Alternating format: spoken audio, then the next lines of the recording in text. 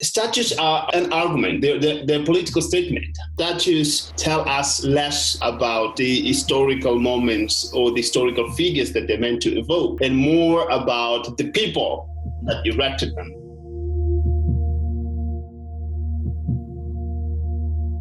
I remember when I first went to Zimbabwe for the first time. If you go to the main central park in Bulawayo, but there's a beautiful garden there. And I stumbled upon a huge statue lying on the ground, almost being covered by grass and all kinds of things. And it turned out that it was a colonial statue of probably Cecil Rhodes. And it reminded me of what you can call the statue graveyard in Maputo. Because what happened in 1975 in Mozambique, and I think Zimbabwe sort of followed the example in 1980, was right after independence, the new regime just decided to take down all the statues of the colonial past. But it also changed the entire toponymy of the country.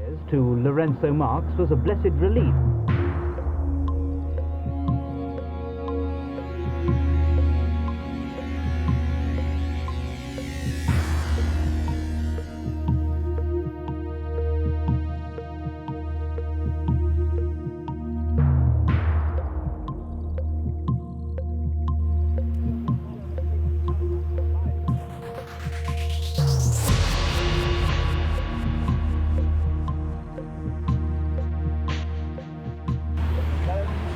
It's generally in those countries where decolonization was relatively pacific that you see less inclination to tackle the symbols of colonialism. Where these symbols have triggered a passionate response is where decolonization was violent, was revolutionary. In that liberation struggles triggered a more passionate approach to rid Africa of all symbols of colonial rule. I would place the Congo alongside those African countries where decolonization really never took off. You have a transfer of power, but that's different from decolonization. There are spaces in Africa that still need to go through that process of catharsis. And I think this is what's lacking in South Africa. This is what's lacking in the United States. Not even recognizing the US history as part of the colonial history, not even recognizing apartheid as a colonial regime, right? The fact that in the US people are still debating about the meaning of the Civil War.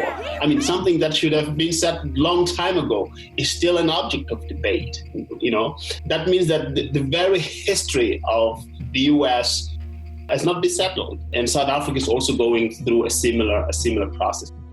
Statues are an argument. They're a political statement.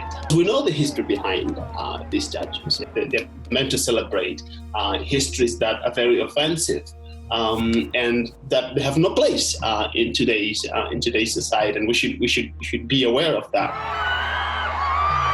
If you ask my honest opinion, is yes, these statues should not be in public spaces. They should be in museums.